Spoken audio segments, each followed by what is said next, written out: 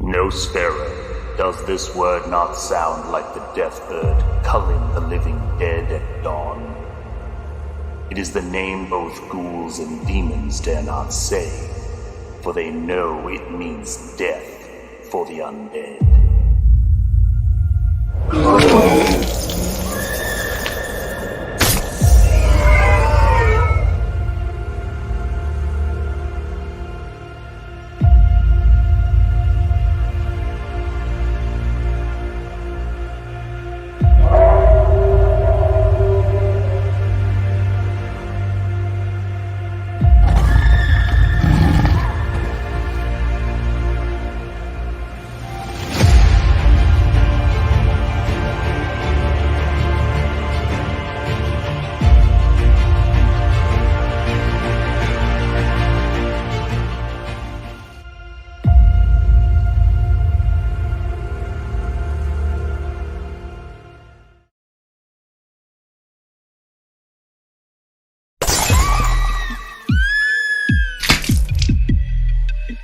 We all go a little mad sometimes.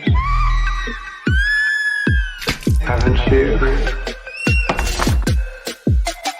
People always go on madness someplace. I hate to even think about it.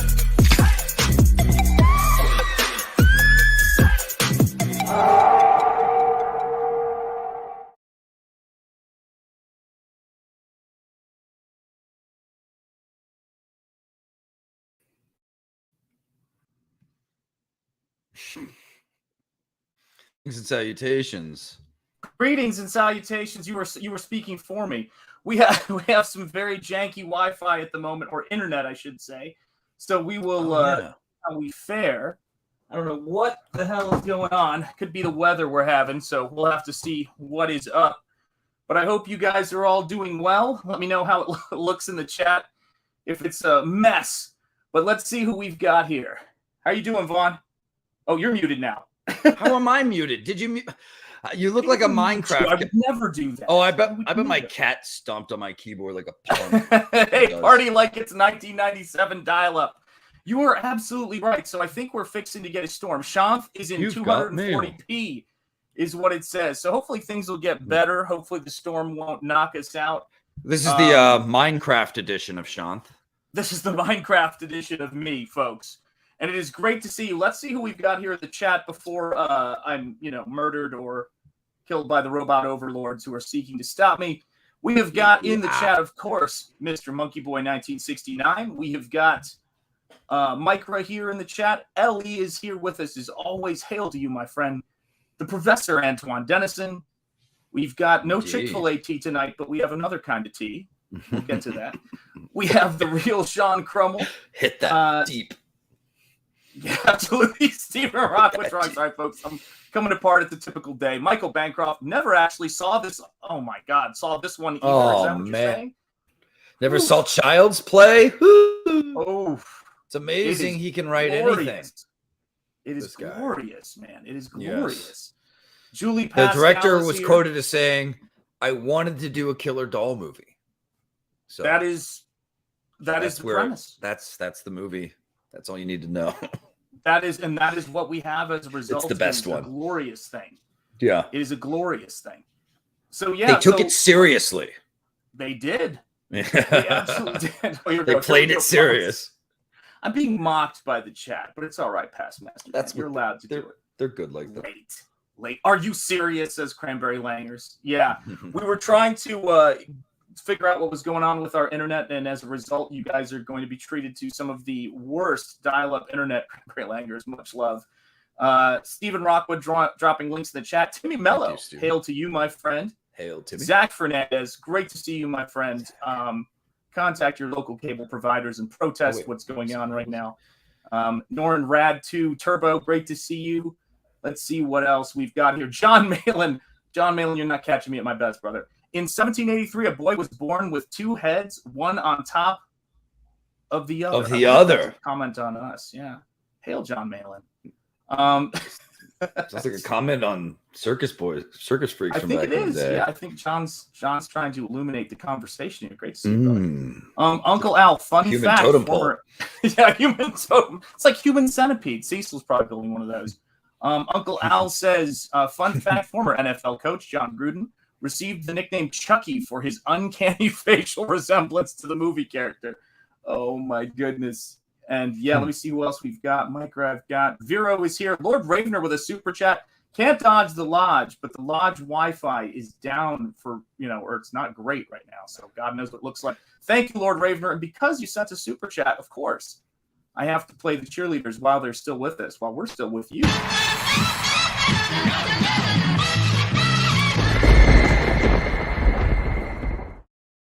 I love it when a plan barely comes together, but that is how we do things here at the WAFFLE Lodge. Thank you so much for the super chat, Lord Ravener. You are a gentleman and a scholar. Anthony Gonzalez Clark saying, yo. Yo. And I think I got everybody. Let me just double check. Oh my gosh, the chat's flying. Timmy Mello. Okay, good. Yeah, cheerleaders make everything better. Indeed. So, Vaughn, I told you I could write a thesis on this movie. I love this movie. Where do you come down with 1988's Child's Play? Let's see, 1988 Child. Story of a little boy who just wanted the hot new good guy doll, and mom would do anything to get it, even a back alley deal. Even a back alley deal to get a doll that's filled with the soul of notorious serial killer. What was his name again? Charles Lee Ray. One of the Charles Lee Ray. Yep. But what was didn't he have a name for his thing? His name? Chucky? No. The good guy dolls. No. Charles Chucky? Lee Ray. Wasn't he like some type of killer? He was the killer. Yes, he was something like, was it the something side? Someone don't know. Okay, yeah, the chat'll help us out. I know they will. Yeah, it was I think it was like the Riverside or something strange. Brad Dourif so we got 1980s Brad Dourif just killing it. And it becomes this movie that you're kind of laughing at, but you're kind of horrified by, and it's just yeah. So yeah, man. My take on it, I mean, if I had to pick this out of any of the toy horror movies, killer doll movies, I really dig this. It's up there. Yeah. I like that it's 80s horror, good cast, good director, solid story. The way he dies is brutal and awesome. It's got it all. Dude. It's got doll everything. Mutilation. Yeah. And I have to tell you this too, is that it's when you watch this original film, there's a lot of people I know who have not watched this film yet. And when you watch it, one of the things that is incredible to me is how it's almost, I don't want to say it's the very first of a genre. Of course, we have that great Twilight Zone episode, but it's one of those things to where it defined the genre in an interesting way. It's a late 80s movie, and you've got this little boy who there's no father in the household, and it is revealed to us, and I think one of the most delicious lines in this entire film. The thing I love about it is when he says, it won't let my chat go through. Oh, he was a known Lakeshore Strangler. Thank you. Lakeshore Strangler. That's it right there. Yes. Chicago. And, no? Yes? Yeah, right? Chicago again, man. I went down Lakeshore all the time. I biked Lakeshore all the time in summer. Yeah. Dude, it's such a great flick. Yeah, Annabelle was pretty cool, though. We got some people saying, yeah. And this is the thing, too, for me, is that the sequence, the line for this movie that is the thing that truly makes it great, and the thing I really love about it, is the line when you hear from the young boy who finally gets this doll that has had the soul of this notorious serial killer who was shot, dabbled in the voodoo, goes into the body of this doll. And he tells his mom for the first time that this is a thing that's happening. This doll is possessed. Right. And he says this heartbreaking line that is followed up by one of the funnier lines in the story. But that as a result, it kind of overshadowed, or people missed this great line. He says, he says, what's the doll's name? Chucky. And he said, oh, is that what you named it? He goes, or how'd you know that? He goes, he told me. And he goes, yeah, because he says his real name is Charles Lee Ray, and Daddy sent him down from heaven to play with me. And I went, oh no. That's manipulative. That is bad. Little doll. That is an evil man. He's using whatever tactic he can to make sure that kid trusts him completely. It's evil. Yep. Just like a Charles Lee Ray. Just like Charles to say that. And and he said, and then the follow-up line to that, of course, which overshadows everything else, is the mom goes, did he say anything else? He goes, yeah, he also said Aunt Maggie was a real bitch and she got what she deserved the whole time. So you kind of forget that line. You forget that line. And I will say this, is that the first time the actor who voices Chucky and plays Charles Lee Ray came to my attention was in, of course, the adaptation of One Flew Over the Cuckoo's Nest. Right. One of the all-time, great adaptations, but an incredible performance he gave there. And he was dynamite. I mean, he made that role what it is. But it's a really, it's a movie that the reason I think we're still talking about it, and the reason why this movie is still a part of what we're doing right now in pop culture, is the fact that it has all of the necessary sort of pathos and pathos and all of the beautiful character moments. It's a mother. She can't afford to get her son the things that she would like to get him. Her husband isn't in the picture. She's got a friend who's trying to, to help her get through this difficult time, which we have to imagine. Yeah, girl. Recent, this thing that is sort of like her moment to step up as a mom and give this kid this thing that he wants. And what's up, Hickstone? Great to see you. Great to see all you guys. Andrew Wilson, everybody in the chat. And it's like right there. She can have it. Her friend's like, there's this guy selling this in the street out there. You got to come and buy this doll. So she gets it secondhand after Charles Lee Ray is shot by the police officer he will then hunt down, as well as his partner who drives off and leaves him, named Eddie. And he's trying to transfer his soul over into another person because he knows how to do this. And all he finds is this darn good guy doll. And so there's rules. Right. Yeah, go for the rules. Yeah. Well, I don't know how often Charles Lee Ray put his body into soul into inanimate objects, but he did it with this doll. One of the rules is the first person he comes out to who discovers that he's not just a doll, his soul is in it, he can take over their body in a ritual. Yeah. So he's for that fleshy vessel, man, to take over. This isn't a window killer doll. This is a crazed serial killer who has a really great potty mouth. Some of the best, evil, disgusting insults and lines come from this screaming badass. Brad is great. If you don't know him, you might recognize him as the two-tongued evil villain from Lord of the Rings, who was giving bad counsel. Wormtongue. Yes, Wormtongue. There you go. He was giving bad counsel to the king and poisoning him. That's Brad Dourif. He's an incredible character actor. Yes. Who's still, I think, voicing Chucky to this day. Props. Yes. So good on him. But other than that, I think, is that the only rule, or is there more? Did I leave anything out? I think that's the primary rule, and he is working against the joyous teachings of his voodoo teacher. Doctor. Yeah. And that was the thing that got me about it is that when you're seeing this movie, at least when I saw this movie as a kid, I had no idea the pedigree of the actor who was voicing the doll and how versatile he is. Because to me, I was like, wow, the guy they got to play him, and hail dying days of YouTube, the guy they got to play him was actually, really good while he was on screen briefly. And of course, I was a kid when I saw it, and then later I'm like, oh, of course, he's a great actor. He's just voicing it for the rest. And so, yeah, when he does the voodoo chant they have, which I used to have memorized as a kid, I loved this movie. Like, can't say enough good things. You memorized this? Can you do the chant? Oh, yes. For us? No, right, I'm not yet, but we'll see. Okay, if I do the chant, the Wi-Fi is going to completely die. You may have to vamp at some point during this. And the Hulk behind you will come to life. That's right. With a skull. Ade Dewey Dembella. That's wow, you did it. All right. Yeah. Okay, guys. He really learned it. This is a real deal Child's Play fan. This is a real Child's Play fan. Also, it's only a 1988 film, and yet the animatronic, right? Like, there's some pretty cool things going on. It's kind of crazy. So good. Yeah. Little boy running around in the Chucky costume for the behind the over the shoulder shots, though. Totally terrifying, man. Did you know this? Terrifying. This was influenced heavily by a short film on the trilogy of terror, right? With the little tiki guy doll that's trying to kill. Oh, yeah. Mm-hmm. Is her name Karen Black? That actress? Is it another Karen? Another Karen for us all to deal with. Yeah. But yeah, there's this. Yeah, it was influenced by that, and it ended up. I heard it also had bad test screenings. Do you know anything about that, or? No, actually, all I know. Well, my start with this movie is being at the video store and seeing that box art staring back at me.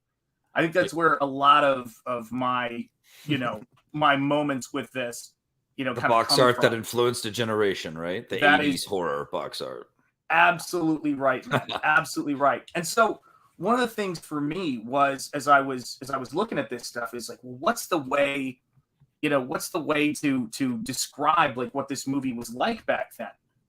And it's like the doll design and the box design for the good guy dolls. The thing I find so impressive about it is that they look like something that you could actually sell, and they were made that you wanted to buy. Movie. That you wanted to have as a kid. They're still selling. My little brothers wanted dolls. one. Yes. Yeah. And to this day, we can talk to. But I've noticed a lot of little kids are into Child's Play and go as Chucky for Halloween. Who have parents who are into horror. Because their kid will be Chucky. Absolutely. Yeah, man. Great. It is an amazing thing to behold, because it is it's a story, and it's a character that sort of this kid is so lonely. It's during the latchkey kid generation. He's desperate. He's desperate, and he really wants this toy. He's wearing all the garb. So when he connects with the toy, you believe it more, because you feel that need. You know what I mean? You see that finally gets to nestle his little good guy dog, a perfect little face, perfect little. Yeah. Oh God, yeah, my buddy, yeah, man. And I always loathed my buddy as a younger '80s kid because I was. I can sing that theme song too if you guys need it. I got that too. The commercials are burned into my memory. It's my buddy. You and me both. I mean, that's why they're trying to indoctrinate our kids in our educational system right now. That's right. Do you know the My Buddy theme song? But that's neither here nor there. Do I know the My Buddy song? My buddy. Yeah. My buddy. My buddy and me. No, it's my buddy. Should I do it like Shatner? My buddy. Yeah, you got to. That's what you have to do. My buddy. Buddy and me. My buddy. Wherever he goes, I go. I want to go. Buddy.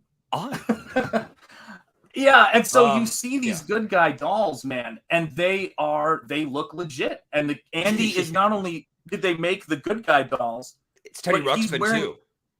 Dude, it's Teddy Ruxpin. Yeah, keep going, but yeah, it's Teddy Ruxpin too, and I loved that. That was because the talking mouth baller, and you could put a Motley Crue tape in him, and he would sing. Yeah, I'm not busting out the Kid Sister song. I don't love you people that much. I do love you though. Yeah, that's right. That My was Pet borderline Monster. walking. My pet monster. Yeah. So you've got this kid, and he's wearing the overalls, the shoes. He's got everything that's associated with it. Interestingly enough, he can't afford the doll, but he's got everything else. And he's getting big. He has to. His mom has to take on an extra shift. This is very 80s, very much trying to put food on the table. And her friend who works at the store with her, even though we were watches the kid the first night he has this blessed doll or whatever, and he ends up. The doll ends up having a misunderstanding with Aunt Maggie. That's, as his lawyer, let me just say. Any photos? My client, yeah. You have any photos of this supposed alleged misunderstanding? This alleged thing, and as a result, Chucky decides to get up on a countertop so he can reach. You got to make sure you're in proper swinging position. Grabs himself a good guy's hammer because that's what good guy dolls do. And one of the most glorious kills you're ever going to see because it goes to work. Let me explain something to anyone who missed out on the 80s. Yes, the Monsters and Villains Organization. That's right.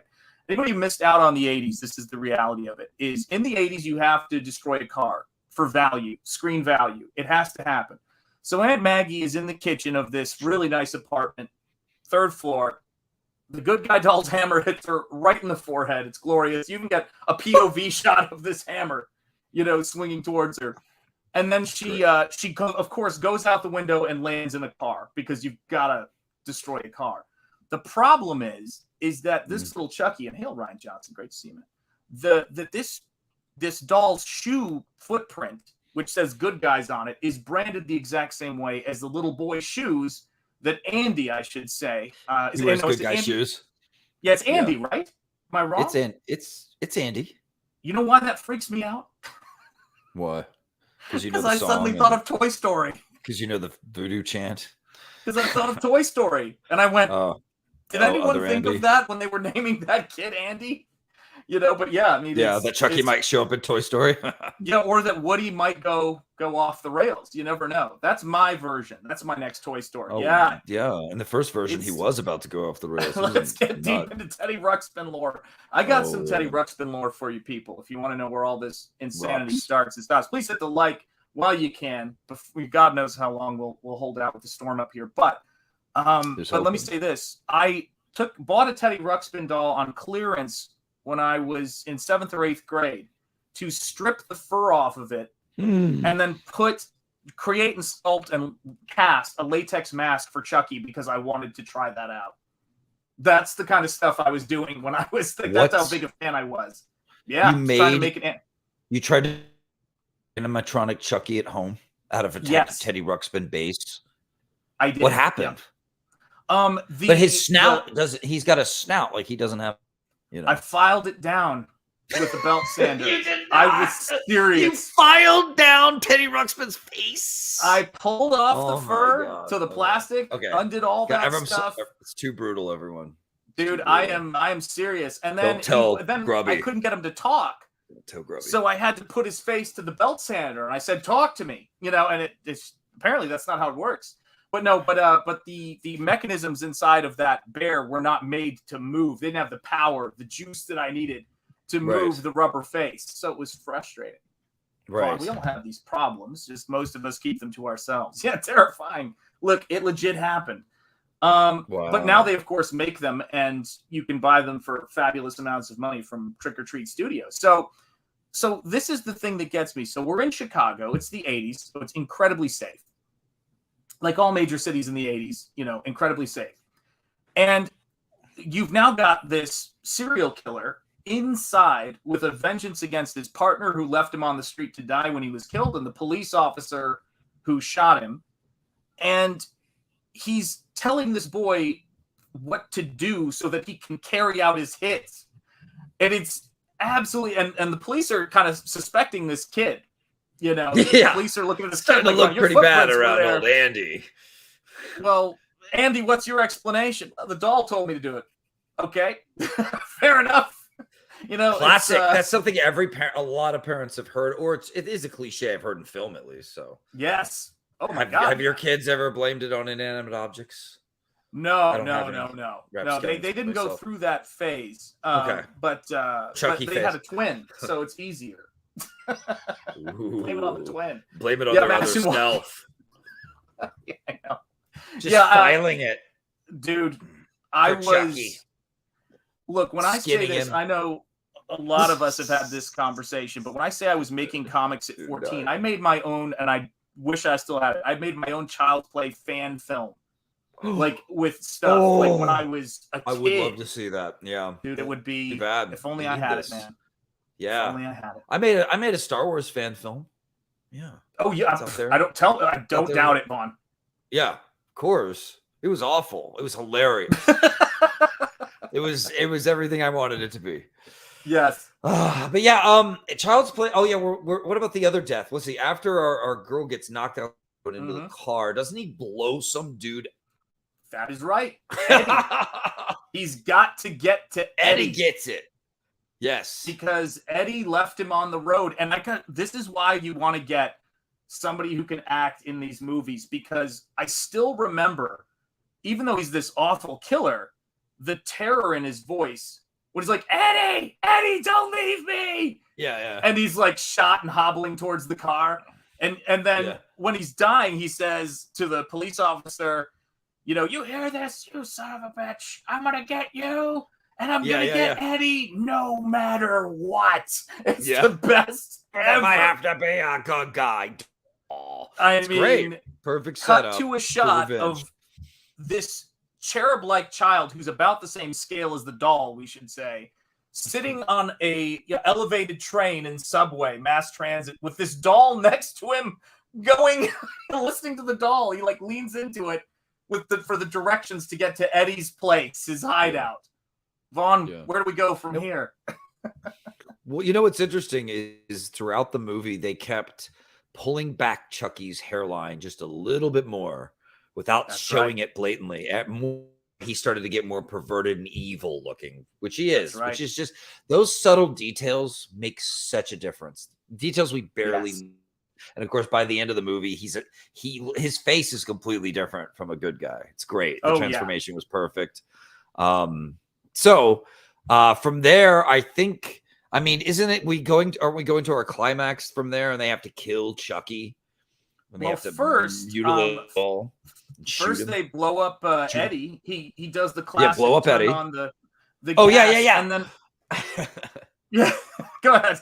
No, you go ahead. No, I want to hear that. He turns up the gas in the kids, as you do when you're a doll going for revenge, and Eddie makes the mistake of shooting into the room, and then and Eddie is no longer with us. Now the problem with this is that who they find there at the scene of the crime, probably a little puzzled at this point, is a young boy and his doll. Again, second hit.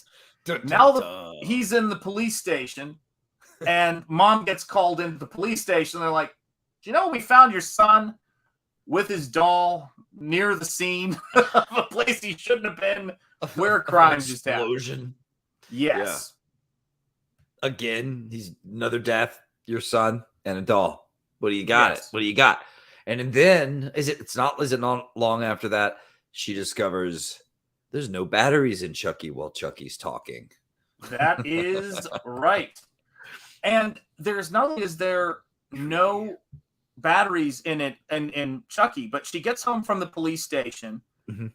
Andy has basically, listen, I don't know about the legal business that goes on in this film, okay? I think a kid should not, have to talk to somebody until he has his lawyer present. However, Andy has done a not so good a job of exercising his Fifth Amendment rights.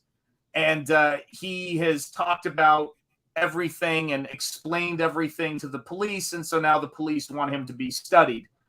And his mom takes dear old Charles home. and is sitting there, and she's like, "My life is a shambles." And hail Sumo Authority and all of you guys. Yeah, great points. My favorite scenes of all time.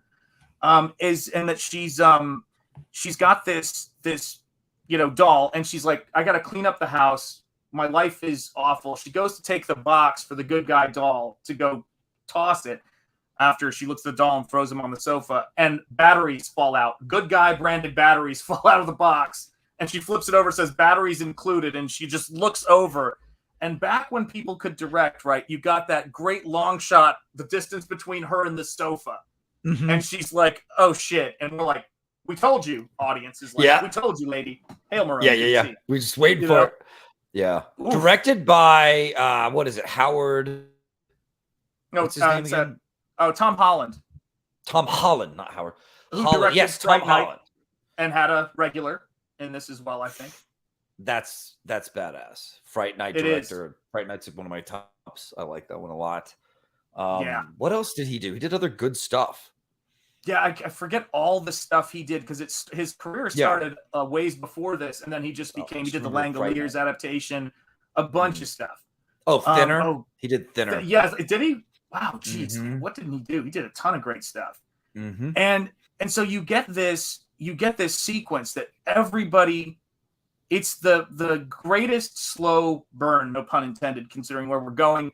But I would love to know, because I don't have the movie right in front of me, at what minute into this film Chucky and the animatronic appears for the first time. Charles Lee Ray reveals himself. And it's pretty far into the flick. I mean, he's already had a bit of a story by now. And so what ends up happening is the mother finally... It sounds like it might be at the end of Act 2 and into Act 3, and then Act 3. I think so. Yeah. And it is. Oh, that's what I was going to mention. Thank you, Norin Rad. Thank you so much for this. He is Psycho the 2, writer of Psycho 2, one of my all-time favorite movies, and a movie we will definitely talk about. One of the greatest follow-ups, a classic in its own right. God, is it good? Cool. Yeah. And so she goes to. She basically picks the doll up because she's gangster. Lights a match, turns the gas up on that fireplace, and starts the fire, big fire. And she's holding the doll. And she finally is like, talk to me, or I'm going to throw you in the fire. Yeah. And then old Charles comes alive in her arms. You bitch! Good old Chucky reacts. Listen, if you box him in, Chuck's going. What would you do if you were about to be thrown on a fire? Look, folks, I'm telling you this. We know that the Rose Tico dolls aren't sentient. You know what I'm saying? Because if they were, Ethan would be in trouble. There'd be this horde of Rose Ticos coming for him. But yeah, Charles defends himself. As a lawyer, I think I could make a case for self-defense. And Charles says, you stupid something, you filthy something else, I'll teach you to something with me.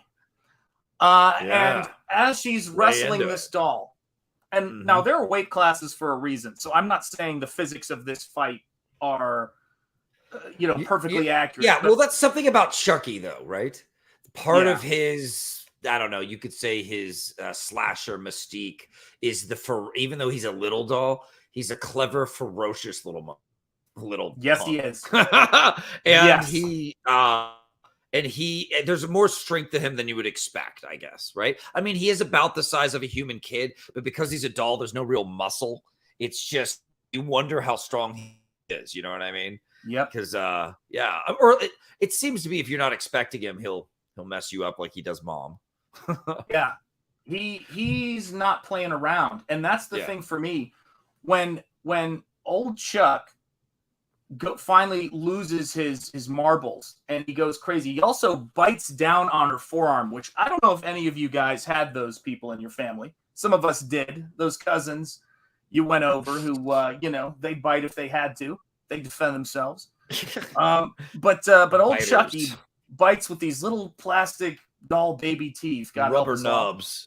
And puts the hurting on Andy's mom, And again, we're talking about which is Toy again, Story it's a little 2. supernatural. Yeah, for anybody Because joining the us doll late, we're itself has, talking about kind of Toy no Story teeth, 2. really. Yeah, Yeah, and you're joining us now. She's got this horrible, like, the makeup people did a great job with that bite mark. So she goes and talks to the police chief, or the police chief, I'm sorry, the detective, the police detective. Chris Sarandon. And Chris Sarandon says, you know, if Chucky's otherwise when I find him, I shall be very put out. No, he doesn't say that. That was a different movie. My wife to murder. I'm swamped. And gilded a frame for it. I'm swamped. Yeah, it's so good old Chris Sarandon, God bless him. The mother comes to talk to him, and I got to be honest with you guys. One of the things this movie does great as Detective Mike Norris is that he says, one of my exes bit me as hard as she could in my arm while I was driving. Oh my God. Wow. Did you keep driving? Were you like, we're getting McDonald's. I don't care what you say. It happens. Hey, what's up? This is good stuff. Great to see you. And so she goes to tell this police detective. Was in the glove compartment. Yeah. Yeah. The thing that kills me about this is that nobody believes this kid. And he keeps saying, welcome to being why won't you believe me? Right? Yeah. But you know who believes this kid? Chucky does. Of course he does. And therein lies this magic. Brilliant problem that you're seeing. And I don't know how serious they were with the metaphors on this thing. And I'm sure there were a few because back then they put some time into their craft. But the heartbreaking thing is this kid's mom is busy and understandably busy. Her husband passed away recently. She's trying to give this kid the best life, and she has to rely on other people. And for her, she's a very sweet person. She knows how bad he wants this doll. She makes it happen. She does everything a person could be asked to do in this situation. And unfortunately, you can't blame her for it. Is what it is. There's no one to listen to this kid who is going through his own grieving process. So it makes sense to the people who are talking to this kid. One, this kid has probably snapped. We've got all the evidence we need that that's possible. They put him in an asylum in part 2. They put him in an asylum in part 1. Oh yeah, it's part 1, isn't it? Yeah, they take him. They take him away. The police have him taken for observation away from the mother.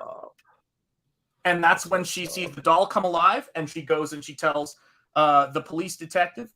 And the detective is looking at her now going, okay, first he was the suspect alone. Now, lady, got to be honest with you, you're seeming like the apple doesn't fall very far from the tree, you know? And so now he doesn't believe her, and she's now in the same position that Andy's in. Yeah. You know, and of course the detective keeps trying to look over this thing and figure out, like, well, what are we going to do? And, you know, how is this good? Like, this woman's crazy, but, you know, of course she's a beautiful lady, single. And so he listens to her a little more than he might in certain other situations. I've got time if you've got time. I've got time. Yeah. Mom. I'll look into it. Let's just talk. Let's just talk. And so he decides to take a drive home, and unbeknownst to him, but as Mel Brooks would say, knownst to us, Chucky is in the back seat of the car and decides to get his strangle on, which is glorious. And it's interesting that the Lakeshore Strangler, stop me if you've heard this one, would choose as his weapon of choice strangulation. And suddenly behind this guy cannot see Chucky at first, I don't think. Because he's behind him choking the life out of him, but he certainly hears the voice.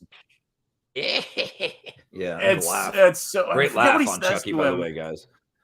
Oh, he puts the noose around, or the rope around his neck, I think he says, "Good night, asshole." And he starts. It's just glorious, guys. Come on. If you watch Chucky for anything, watch like the way Brad Dourif does his one-liners. You will laugh. You will have a good time. It is a great time. One of my favorite Chucky lines. It's from a later movie, but he just goes, "Women can't live with them. Period." That's it. It just made me laugh so hard. Dude, So, yeah, and I he's think such an ass. He's such a lunatic. Sumo's got it for the how to strangle anyone with those fingers. Yeah.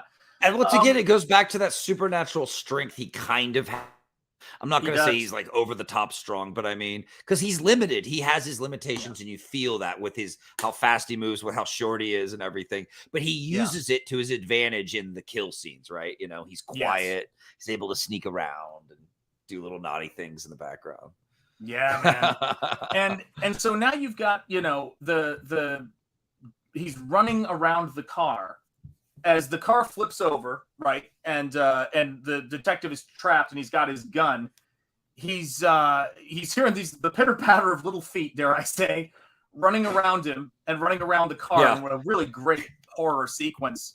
And then old Chuck decides a full frontal assault. I don't know what he was thinking, honestly. He just comes charging through the front of the car with a knife and an armed person. But then our old Chuck never was too bright. But we find out, actually, two things. First, to get him off from choking him, I should say. Let me make sure I finish that sentence. The police detective takes the cigarette lighter, which is why we still need those things, and burns his cheek. That's and that's part of the rules. Part of the rules, yeah. And then he it's a discovery. Shoots him. It's an important Chucky, yes, while a doll, is also flesh. That's right. Yeah, while he's right. while he's a doll. Bleeds. Yeah. Does it say you creators always turn to the supernatural as the answers for everything? Yeah, that's true. That's what we do, because it's fantasy, guy. It's the answer to those things because it's fake. Yeah. But no, what was it? It's the rule. Anyway, he's fleshy, but a doll, right? Yes. Or I forget. Correct me, Shanth. Is it that the more he's in the doll, longer he's in the doll's body, he becomes more flesh. That's why he goes to see his voodoo teacher, John, which I thought was an unimpressive voodoo name. I'm not knocking if your name is John, Malin, or John in the chat, and you're a practitioner of voodoo, we don't judge you for your name. Maybe look into a change. But yeah, he goes to see the voodoo priest, and he says, you know, I thought I was invincible. I'm in the body of this doll. And he goes, but the other night I got shot. You know what? It hurt. It hurt like a son of a bitch. It even bled. Just he goes, now why is that, John? And then John says, because you're turning human. And he's like, voodoo. So now we have a ticking clock on. He's got to get body, man. He's got to get out of that body. And he doesn't want the voodoo guy doesn't want to tell him anything. And so he, of course, has a voodoo doll. And he says, and he starts snapping some limbs of his voodoo teacher's doll, which is a pretty gruesome scene. And gets the voodoo teacher to tell him how he transfers out, which is? Yeah. I totally forgot. I don't know. Rice Krispies. He's got to transfer into the body of the first person that he told. Who recognized. Yeah, he told who he was. Right, that's the rule. Which means a little boy. About earlier. Yeah. Little Andy. Hey, he gets to start over in life. Silly haircut, but you know, grow out of it. He will grow out of it. What would he do if he got Andy? Let's see. Would he bide his time, grow up? Or do you think he would just keep killing? I've seen The Omen, and I believe it to be historically accurate. Okay. I believe everything I see in my horror movies. So because he's getting fleshy, does that mean over time he will also just get old and die as a doll? I'm assuming. Is that what would happen? Like, let's say he became full flesh doll. Could he not jump Benjamin out anymore? Yeah. With Benjamin batteries though, right? Like totally put batteries in him. But other than that, like, he has a weird battery compartment in him. Like, if you open it, is that just like a weird armpit smelling compartment now if he's fleshy? If he's human? You know what I mean? I don't want to think about it too much. Go away. I don't know. What's in there? What's in the box? Or he could use it to securely store a little shiv or knife, you know, for later. But yeah, man, it seems like a bacteria trap to me on a human body. This is the crazy part about the world, right? And so you get to this point to where, of course, he kills the voodoo priest because he stabs the voodoo doll. Yeah. And then he goes to the mental health facility to get Andy. And if there's one thing that... Why are they making us like Chucky? I don't know why. I actually got this movie backwards as a kid. I didn't know who I was meant to identify with. Right. He was like, he's going to save Andy from the man. No, John. His prison wallet. No, John, no. Bless you, though. He has that too. Yeah. Yeah, he has that. He has that as well. I mean, we don't know how many times Charles has been behind bars and gotten out. We don't know if he started young. I think he knows how to smuggle. So now we've got this story where he's going to the asylum because he's got some kills left to do because it was in the contract for 80s horror movies. We need some more interesting kills before we wrap this thing up. His mom and the police detective are now on the same page. They get to the voodoo priest's place and they realize, like, oh, son, it's a doll. Yeah. And no one will believe them because they've both seen it now. Right. Classic theme here. And the voodoo priest says that he's going to try to get into Andy and then expires. Why do you think he walks so stiff? Gosh. Cranberry langers. What are you going to do? I mean, you got to hide your goods where you can hide your goods, all right, for safekeeping. And so then you're in this amazing situation where you've got this kid in this essentially prison cell. Let's be real. I mean, I don't know what things were like in the 80s. Andy's screwed. Yeah, man. Put him in he looks jail. Out the window. Juvie was just jail for kids, man. It was totally. That's not a shit. Not a joke. That's not a shit. Oh my God. I'm ashamed. Forgive me being crass. It happens. Look. Please. And what I loved about the effects back then, the practical effects, is they got either a little person or a child. I don't know. I've never gotten them. I saw pictures of a child in a Chucky outfit on set. Yeah. Yeah. And he's in the outfit with a little rubber sort of mask on, and you can only see him from a distance coming up the metal stairs outside the place. And it is just terrifying to see that little thing run. I mean, you can't do it much better than that. Oh man. I can't. This movie is so interesting because they played it straight and they gave it layers. Significant layers. I mean, the fact that it's not just some random killer doll, but it's got a person inside of it. The fact that he can feel pain, the fact that he's very human in a way and very desperate. It's very interesting the way, and the way they really were telling a story about a kid looking to connect, and a single mom struggling. There's a lot going on for what is maybe just a tripe of 80s, but it isn't. It's still, Chucky's still, culturally beloved for a reason, right? And still popular. I think he's more popular than ever, man. I would say. He is. He just had a TV show now. He just had a TV show. I mean, and this is the thing awesome. that, here's like an ochre. It's one of those things that for me, that I found so compelling about this movie is you've got this kid who, you've got the villain story, which is really incredible when you look at it, which is he is essentially preying on this kid. He is using this kid as a human shield for what he's doing. He has no compulsions about it. But in the ultimate sort of betrayal of this kid that he's been somewhat bonding with, he's now going to basically take over his body to live out the rest of his life.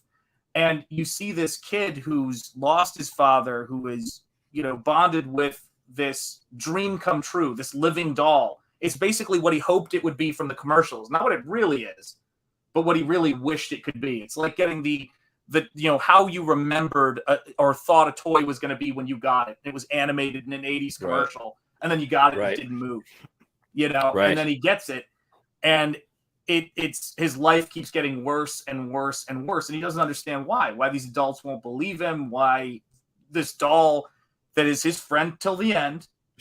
So clearly he's not trying to hurt him, so you should listen to him. Yeah. Good lines like that too. I'm your friend to the end. Play. Think about that. I mean, it's perfect. Want to play. Hi, I'm Chucky. And there's other good guy dolls, right? Like with other names, right? Mm-hmm. There's Timmy. Is there a Timmy? Sorry, Timmy in the chat. You're awesome. But is there a Timmy? Timmy might be happy with that. I'd be happy to have a good. Listen, I never got a Shanthi. You want a Shanthi doll? Yeah, because I never got a dang keychain. You guys are like, oh, it's so annoying that character's named after me. Shanth is like the orange of names. There ain't named after Shanth. I didn't name until you came along, Shanth. I know, that's right. Now I've got to make it happen. The Shanth doll. I don't know what that's about. The Shanthi. But mine would just be a serial killer that gets possessed by a nice person. That would have to be my doll story.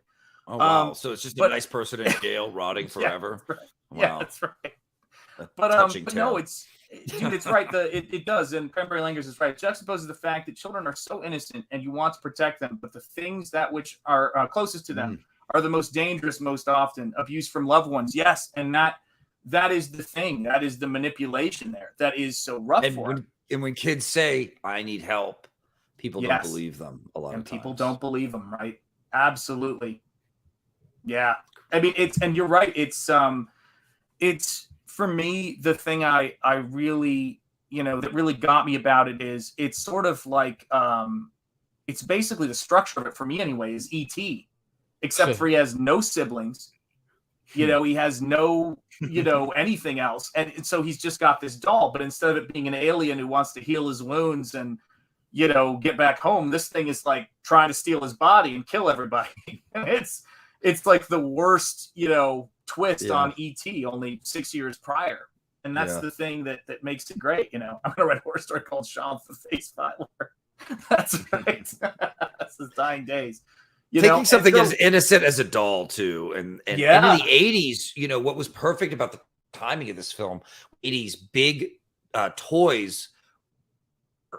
I don't know. I doubt that as much in the 70s or 60s, but when a big toy came out in the 80s, I mean, parents were lined up for the new He-Man or the new G.I. Joe or whatever. That was huge.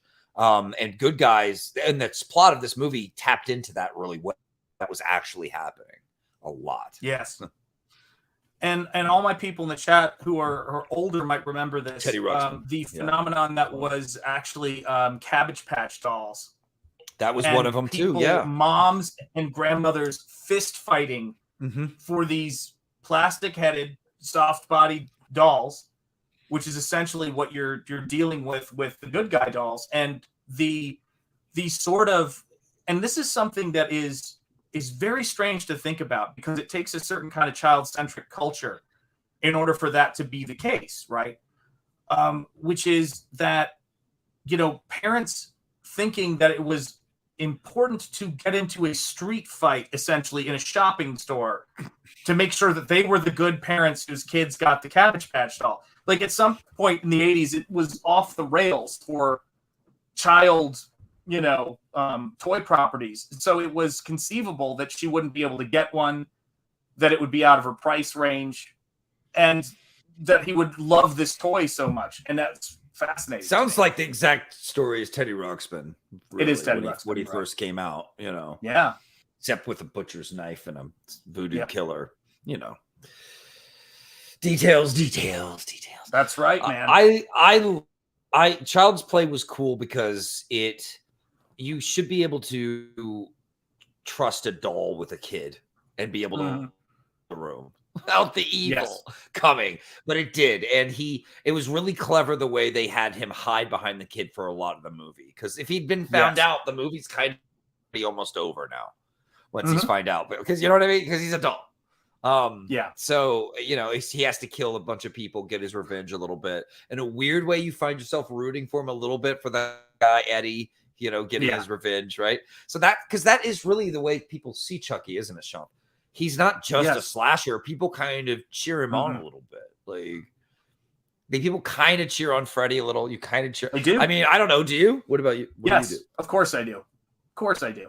I mean, listen, man. I mean, we've talked about this. I had a Don Post Freddy Krueger mask, the plastic glove, the little foam awful hat that came with said mask.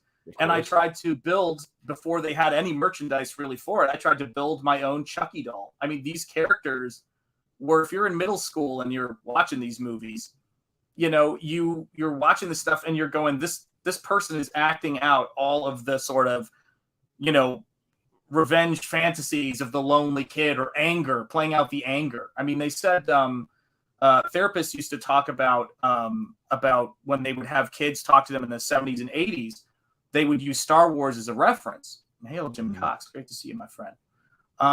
They would have, therapists talk to them. They'd say, do you know what character all the young boys identified with when they were talking? Like they would see themselves as. And they said, what, was it Luke or Han? And they said, no, Darth Vader. Darth Vader had power, and they felt powerless. So when they went in, the character they most identified with was the character who was the most powerful. And that really struck me. And I think Freddy Krueger is powerful in this world. Yeah, me too. See, oh my God. No, Vaughn. Jedi separated Luke, at birth, man. Separated at birth. So back in Black Luke. But you also were Freddy Krueger, right? You were also a Freddy Krueger fan. I was Freddy for Halloween. Yeah, I was Freddy for Halloween, and I wanted to be Luke when I was a kid, man. I identified with Boba Fett. Who didn't listen, Ellie? That's because you're a true friend of CG, true friend of the chat. Never forget. Gary Martin, his godlike genius, is slowly occurring to people. Yes. And check out his Instagram if you need to have your mind blown. He's amazing. My friend had a Chucky doll back in middle school. We would put it in kids' lockers and watch it fall out and scare them when they opened it. Good times. Oh, that is good times. Yeah. I mean, I love this stuff. Jedi Luke 83 figure was my security blanket as a kid. I had that as well. Great figure. Do you have any good Chucky memorabilia or stuff to this day? No, none. And I'm going to get some. It's one of my goals. Everything I want on the list is the glowworm, Star Wars, Star Trek figurines, Spider-Man action figures. Amen. For me, the stuff that's coming out now is so good that it shows the enduring, legacy of this stuff.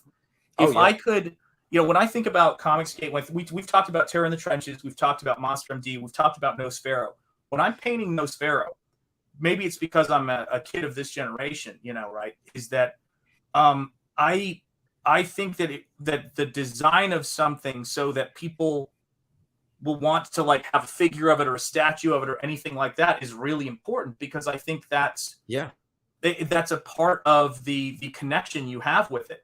And Chucky is still making licensing dollars for NECA, for Trick or Treat Studios, for even higher end stuff to this day. So is Jason, so is Freddy Krueger.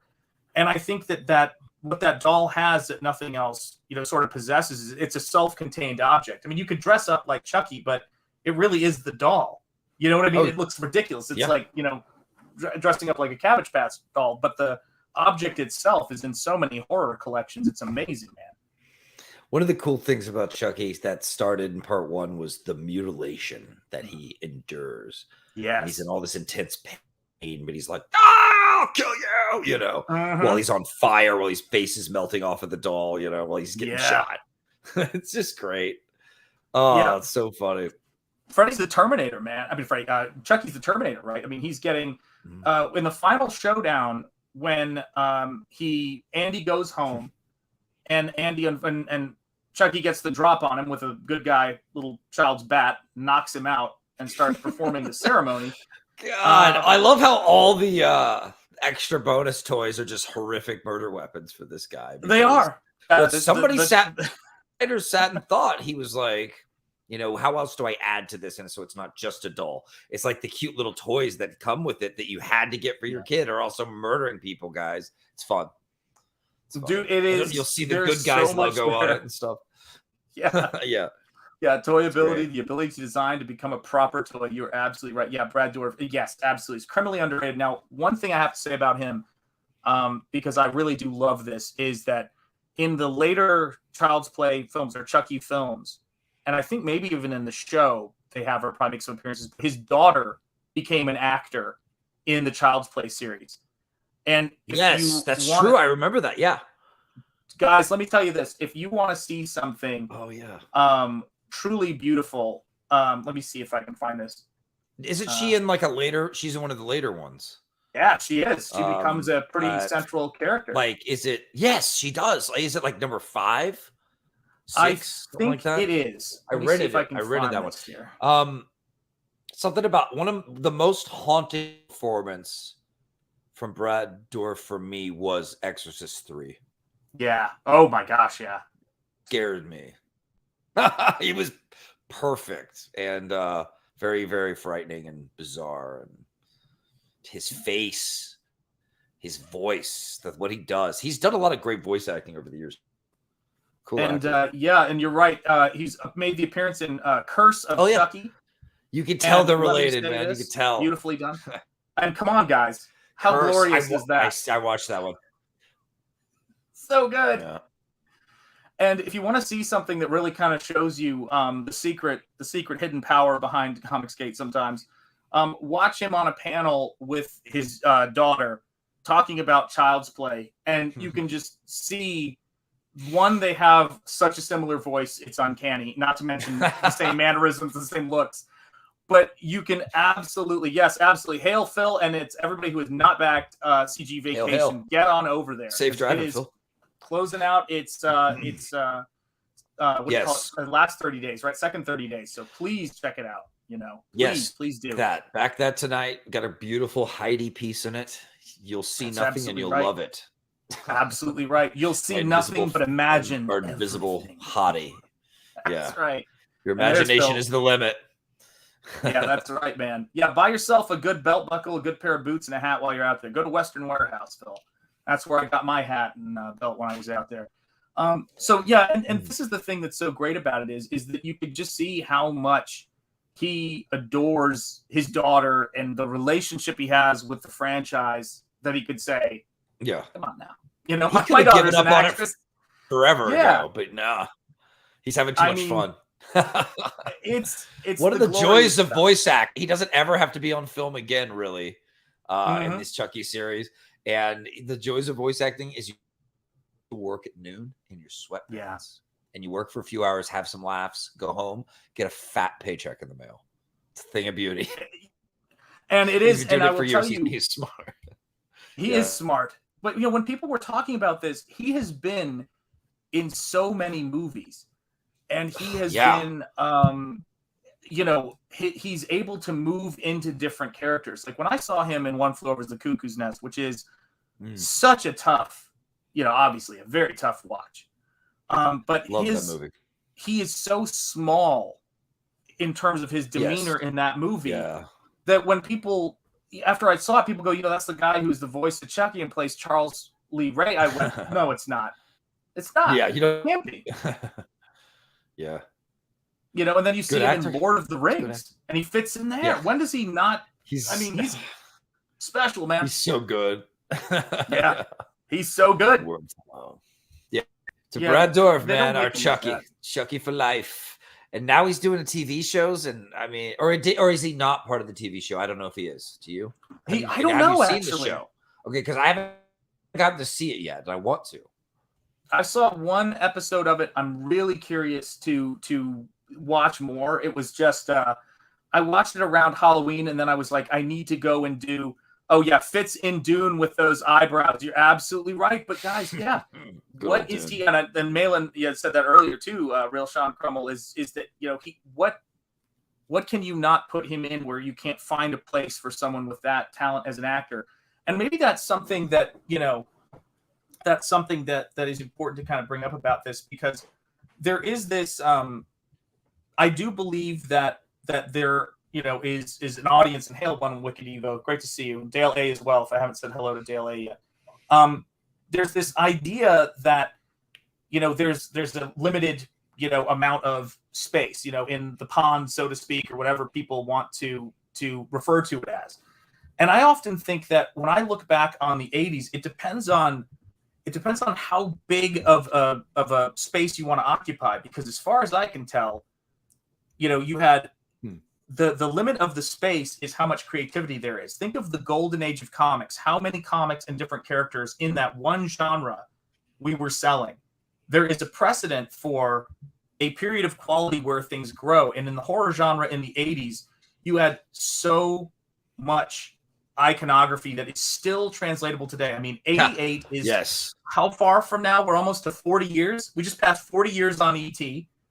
We've passed, I know, isn't that unbelievable? We're coming up on that for Back to the Future, for all of these movies. Star Wars is well on its way, and they're making sure to bury it right now. But everything I that think hasn't E.T. been was my ruined. first movie when I was like a little, maybe probably babyish or something. Not babyish, but no, I was little. And that era of 80s horror gave us so many iconic slashers. Yes, it did. That still thrive today. And Chucky is one of them. Why? Yeah. Why do you think it did that? How? Boy, that's a really great question. I mean, for me, the first movie is the movie. It's the movie because it tells the story of what so many latchkey kids and so many kids in the 80s were experiencing, a societal change that was dreamt up by, or was the result of, a culture, war. Let's look at it that way. Well, women after the 70s and feminism and Oh, you froze, Vaughn. I hope it's not me too. Let me know if you guys can still see me. Vaughn, are you frozen? Hey, can you? No, there you go. You're back. Yeah, you're back now. Gotcha. Sorry, you said women entered the workforce. Go ahead. So in the 70s, feminists tidied up and finished what they wanted. They got the things they wanted, the equality they wanted, and they said, we're done. We're heading out. Of course, communists took over the movement, and it's what, that's what we know feminism as today. But a lot of women entered the workforce, and things changed forever. And it was powerful for our economy. It was a good. Yes. It's good in a lot of ways, and a lot of other ways. A lot of young women were set up to be kind of miserable too. So it's because since the 50s, women's happiness has been going a little down. So that correlates with them going into the workforce. But it doesn't mean there aren't a lot of awesome women doing great things. So, but yes, when they entered that workforce, you got a lot of those single moms who weren't trying to balance work with kids. You get a movie like Mr. Mom, where the mom works and the dad stays home. You get those in the 80s for sure. Yeah. Dynamic changed for sure. Yeah. And what was so interesting to me about it is that whenever there's a change, and the change is gradual or it's incremental, the thing that you kind of start to see is kids are processing it in real time. And kids can sense when their parents are figuring stuff out versus when they got this. And the thing about traditions and traditional roles is it gives you this foundation. I'm not making a play for traditional roles. I'm more saying, let's take a look at what Andy is experiencing, what Elliot is experiencing, what these teenagers are experiencing. In some cases, it's more freedom. It's less structure. And I think the reason why these things kind of endure is because there is this, there's this vulnerability to kids. And I think the interesting, with the things that are being marketed towards them in that absence left by the central family. I don't think that my late father-in-law once said that, that told his kids that, this is a crazy, thing to me anyway, to say to kids when they're young, but he was a smart dude and he was a wise dude. He said, the most important thing to establish in your household when your kids are young is to be their first peer group, their first experience with a peer group. And Andy, due to his father passing away and things beyond his control, at the very least, certainly beyond his mother's control, found himself without any peer group. And it made him, the people who were preying on his innocence, whether it's consumerism or he's watching this, these commercials all day and eating the cereal. There's no way that I think they were intending, or they weren't intending to have some kind of little 80s anti-consumerism message in there. Like for me, looking at it, I have to imagine that was part of it. And what's so interesting about that is that when you look at what we're experiencing now socially, which is people realizing, what are they saying to our kids again? It's almost like the full realization of the insidious potential that was shown in a movie like Child's Play. I'm not saying that's why it's still successful. I think it's quite brilliant, but as a movie on its own, this is a horror piece. I was thinking about how in the 1970s we made Halloween. You know what I mean? Yeah. We made movies about killers that can't be stopped. In the 50s and 60s, we would defeat the evil. Yeah. In the 70s, when crime went up and things started getting real nasty and exploitation, films and violent films, and started going up, we started making stories about evils we couldn't necessarily defeat for, you couldn't kill forever, right? They come back. They always come back. Right. And then in the 80s, we took that, which we had started developing with the brilliance of John Carpenter and others in the 70s. Yeah. And we started giving the evil an iconic face.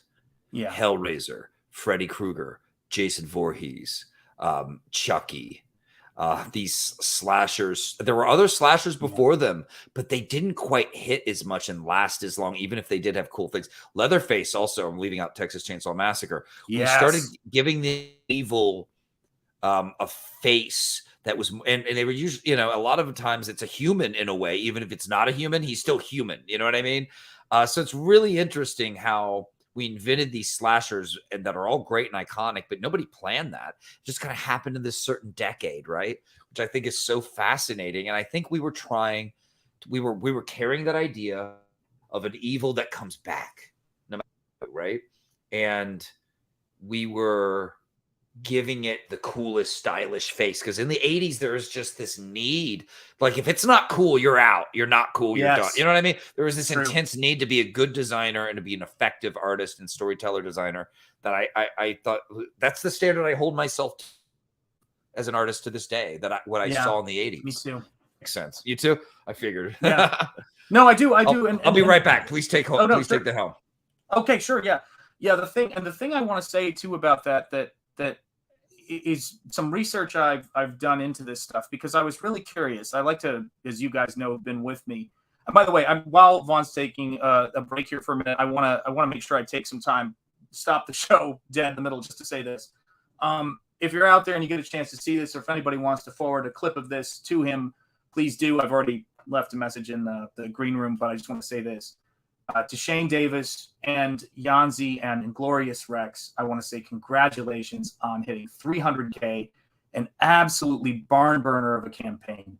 You guys did dynamite work. We're all so proud of you. And I couldn't be happier for you and your family that you guys have had this huge success and many happy returns in the future.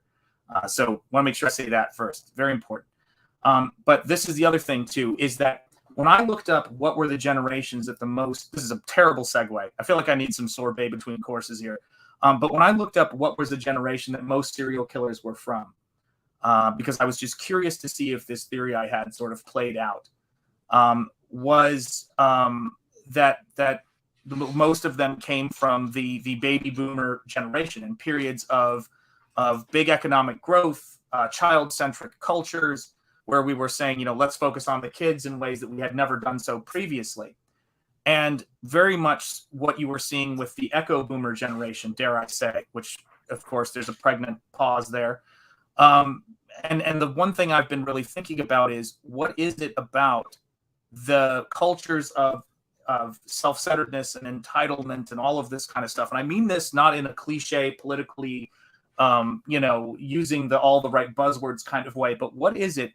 When I play that Denzel Washington clip, ease is a greater threat to progress than hardship, that produces from abundance or seeming abundance and seeming power and control in one's life, that seems to produce people who have this kind of narcissistic feelings of their own need to have power over everyone and also to attack society.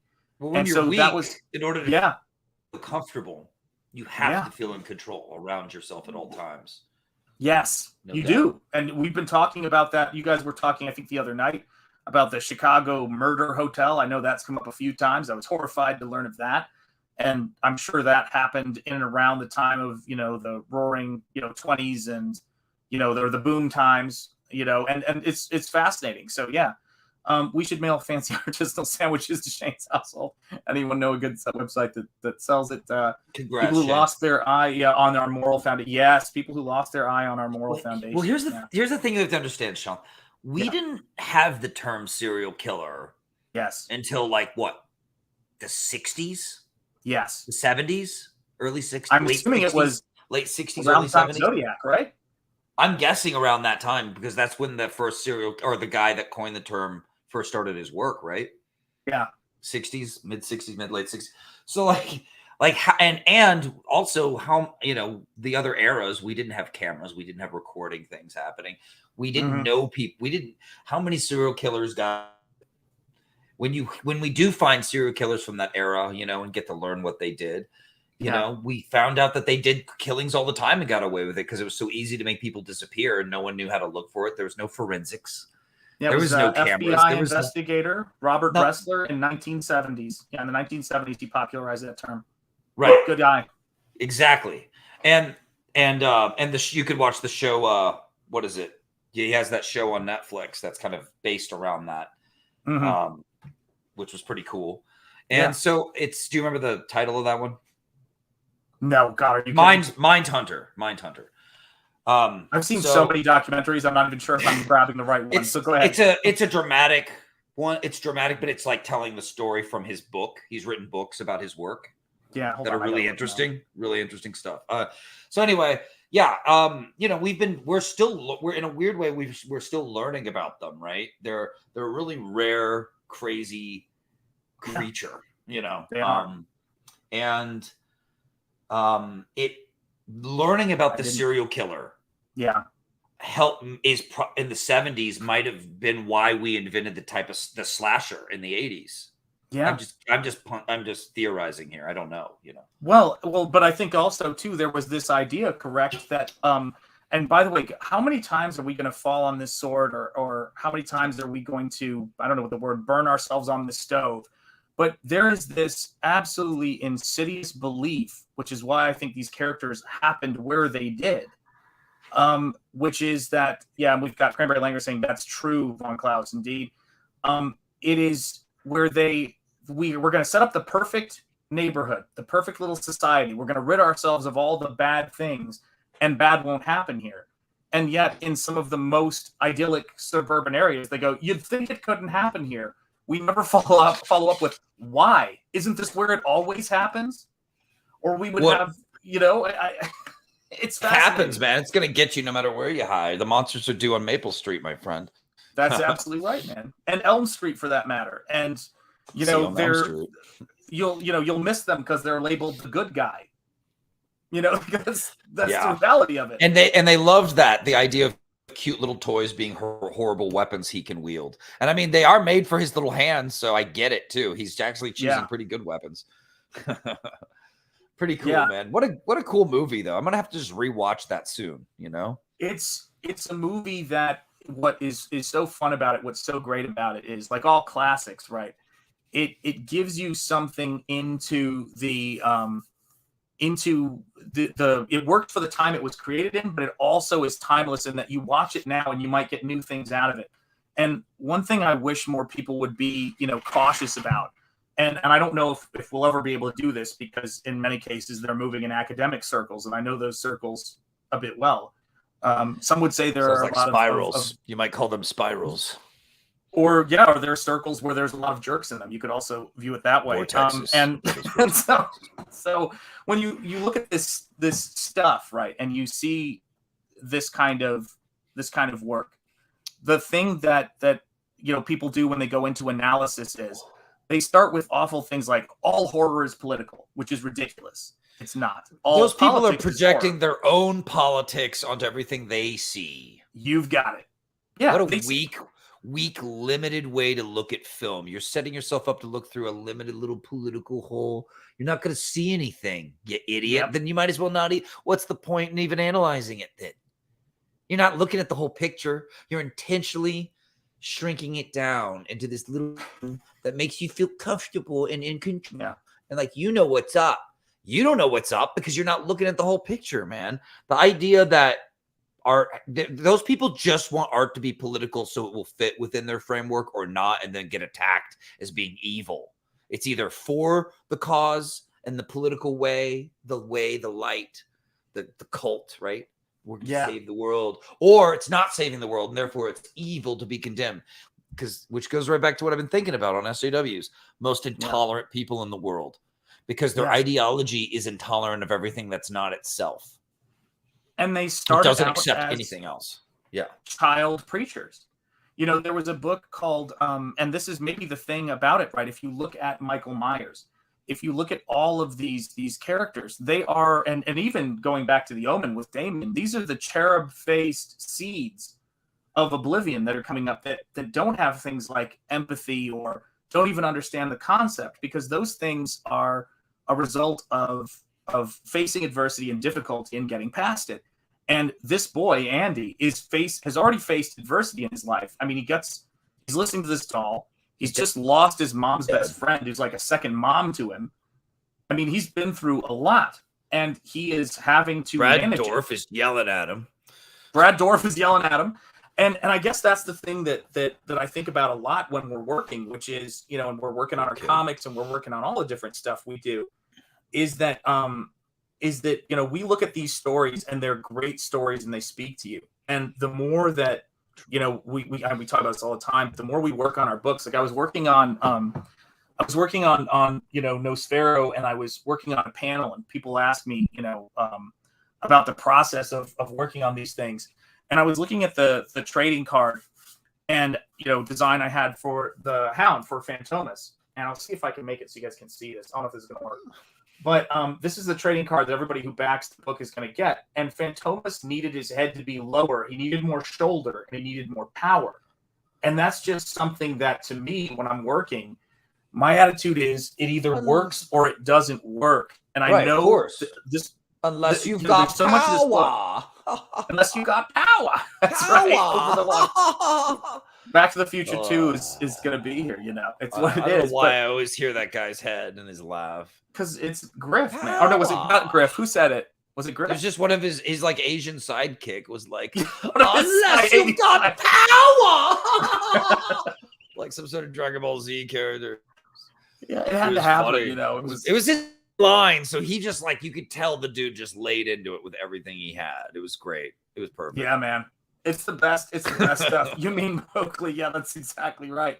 Yeah, I always say that, you know, when we're looking at this stuff and we're trying to come up with our stories and write our stories, and hail American Comics Company, always in good company with American Comics Company, Clint Stoker's Dracula. Check it out. Happy birthday, KSSS. Isn't it like Dracula's like 145th or something crazy is going on something soon? Yeah. Well, we're at 91 years since the movie. Think about what? That. Did you say we're 91 years since the movie? Oh, I thought you were talking about the recent movie with Winona Ryder, and for a minute I thought I was in a time warp and that I was old. No, sorry, I just have to check. Cool. His sidekick was Jason Scott Lee from Dragon, the Bruce Lee story. Get out of town. Is that true? Holy cow! I have to go back and watch that now. What? In what movie? Yeah. The guy says, without power. And that's apparently Jason Scott Lee from Dragon, the Bruce Lee story is the claim. Dude, it looks like him in a hat. And now that I think about the face and his voice, it was him. Gosh. It was Bruce. Dude, it was Jason Scott Lee. He's that. Dude. I liked him in Lilo and Stitch. Oh yeah, he was great in that, and he's awesome in Dragon, the Bruce Lee story. He was such a great. Oh, he was perfect. He was perfect. Yeah, in his defense, McFly was a bozo who didn't know hoverboards didn't work on water. I agree. It was an informative infomercial, you know. So I mean, for me, like, let me just say this too. This is the bigger thing, is that there's horror movies that appeal to you when you're a kid. There's things that kind of take over your life for a bit. And hail Shadowhawk Talks. I will say this, that that the Child's Play, first Child's Play movie, Child's Play in general, Child's Play 2, all of them, I was checking those out in the theaters. I was a massive fan. I love this movie. It was like my childhood horror movie that I truly loved. Freddy Krueger was a favorite character, but Child's Play and Chucky made me want to get into animatronics and art and special effects. There was so much stuff there. And I just think that whenever we're talking about these movies, it's always surprising to me what movies I haven't seen that other people bring up that are classics, and movies that other people haven't seen. But if you haven't seen this movie, the first one, and you want to see where the phenomenon started before Chucky was, you know, a household name, you know, and it was something, you know, that people just kind of, you know, can parody or use, you know, offhandedly, and it's fine. You know, it's part of the natural evolution, you know, but it's the real story and the way that it was handled left us with a classic. And you've got the director, the guy directing it is the writer of Psycho 2. These people are brilliant. Who worked on it. 80s movies, I mean, even when they were schlocky, they tried to have 3-act structure. They tried They did. little sense. They didn't make a lot, but movies like this will surprise you. I bet if you don't know this movie, you'll have an image of Chucky in your mind of like who you think he is with just the one-liners. But when you watch this movie, you'll have a whole nother appreciation. My gosh, yes. For the setup of who the killer really is, who Chucky really is as a guy, as a madman. So it's good stuff. And also Andy as a character, because this series ends up being about Andy growing up dealing with Chucky. It's kind of insane. Yeah. And there's more characters and other stories along the way. Do you have a favorite, Shanth, in the whole series? It's always got to be one. The original, of course. Yeah, the original. The sequel had more gore in it. It had some interesting stuff. Oh, I would absolutely do a Waxworks review. Are you kidding? Yeah, I love Waxworks. I love that. I have it on Blu-ray. So yeah, love that movie. Oh, sweet. That's not a hard sell for me, man. Yeah, that's a good one. More 80s goodness. More 80s goodness. I want to make sure I point this out. We have talked about this before, but it seems it's always a good time to talk about it again, folks. For those of you guys who don't know, and look past your own prejudices. Below me is my brother. Don't be prejudiced. Von Klaus. For those of you guys who don't know, he's on the Enzenadner side of my family lineage, and Von has got a fantastic book that just crossed 70K, and we're at 70K 534. It's an astounding book for your Comicsgate collection, for your indie comics collection. I know that we're dropping first issues that are like crazy right now, but what I want to make sure I say is that the first issues of these characters by people who, this is my third Indiegogo book, and it's certainly not my first comic. I've worked in comics professionally and all that kind of stuff. But the thing for me when I'm looking at this is that this book is the first issue and rebirth of an American character. And I've been thinking about Doc Savage. I'm a huge pulp fanatic, as many of you guys know. And I've been thinking about we have to rescue what we can rescue and give new life to what we can rescue. And we have to create at the same time. And Vaughn has done both. And I think thank you, sir. That's really high praise coming from you, my professor, my friend Shanth. I love Black Terror more than ever, and it's because of this story. This wasn't just about me creating my version. It's not about me. It was about Black Terror having potential I saw that was so untapped, so unused, so unappreciated. And there's something about me. I'm a real I think a lot of us, especially as Americans, the underdog is our boy. And I saw him as a cool looking underdog character. I had to do it. I had to use it. I was watching you talk to Pete Cimetti, who was, of course, I know I say this all the time, but I was on his stream when Nosfero was $5 short. And I think it was Arrogant Ape, if I'm remembering correctly. Please correct me in the chat if I'm wrong. But I think it was Arrogant Ape who put me over with $5. But to get it to fund on his show. But Pete was so funny because it was, you have this short time to pitch. And I went on there and I told him, he goes, wait, it's only $5. He's like, no, I'm keeping you on the stream until somebody gets this book to fund on the stream. That's Pete. That's the kind of guy Pete is. Yeah. I like that. He's so cool. I could talk to that guy forever too about all comics, but also paranormal everything. But it's what's funny? I went to Pete before I launched Terror in the Trenches, and I said, "Should I do this?" Yeah. And he gave me the right advice. Yeah. He said, "You shouldn't." He's right. Yeah. No, I'm serious. I knew he was right in my heart. I knew he was right. I was like, because doing this for most people and most comic book teams, it's an uphill battle to make money off of it, to be successful with it, to make people care about a character that we kind of know of but don't know of, so we don't care. People just don't care about Black Terror. And a lot of other people ask, why don't you just do your own? It turns into this, why is he just doing a remake or what, people will think it's cheap really easily, or just kind of if there's not much to it. But I knew while I knew he was right, I knew something he did that this Black Terror is demanding to be read, to be told. And I went against his good advice, and I lucked my way out into making 70K. Lucky me, you know. And thank you to the fans. You guys made this happen. You're amazing. Yeah, you guys are the best. I love you. You guys are amazing. And if I can say this too, and you're absolutely right about what Pete did.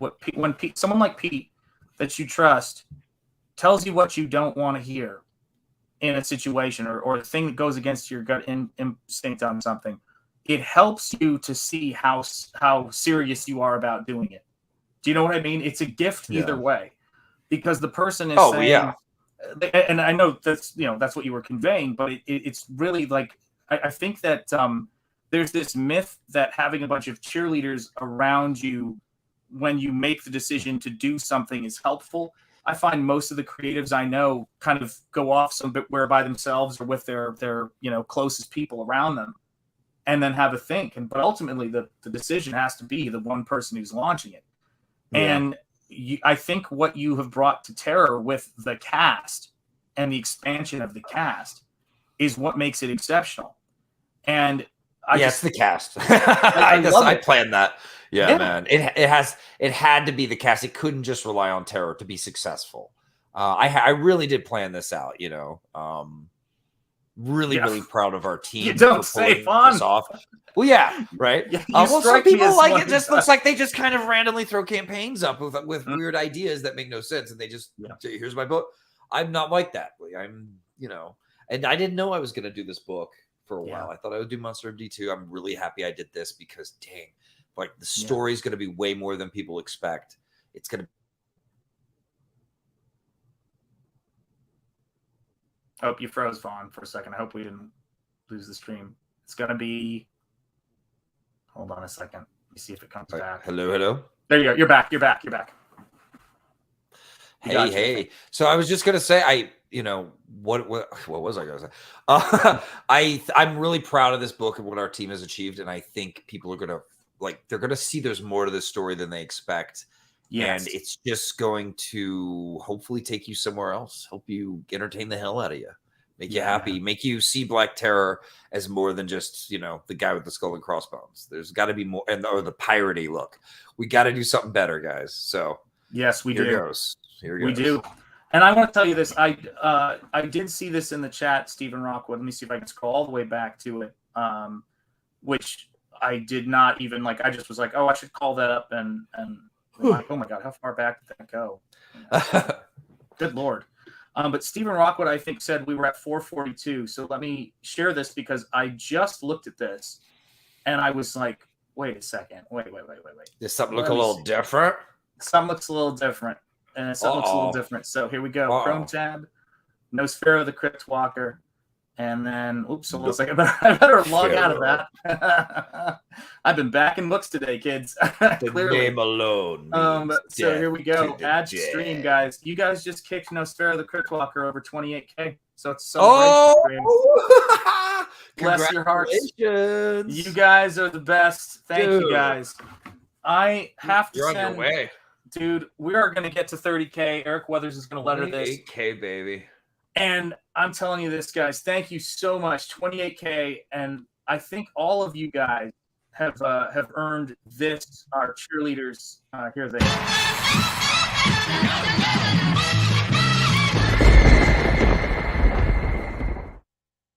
They will be missed. And so, bow indeed. We are here. Apple, since you said it, because I will say this, I am not without my share of videos. Here you go.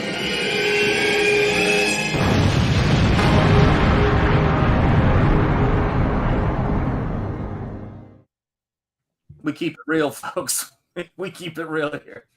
But yeah, guys, this is huge for me. I can't wait to tell my wife about this. She's gonna be so thrilled. Thank you, Jeremy Birds. Thank you, guys. You guys are the best. I mean, what are you gonna do? You can't beat Comicsgate for anything, for support, for creativity, for all of this stuff. And I was thinking, we were looking at just winning, just winning.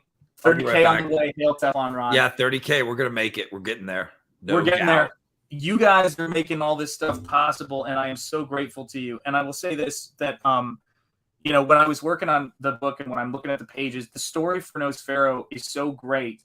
And if you like, you know, I was the thing that I think I can best describe it as being is it is like a pulp superhero in the sort of vein of the Phantom, but really way more doses of Solomon Kane. And Solomon Kane has been kind of my muse.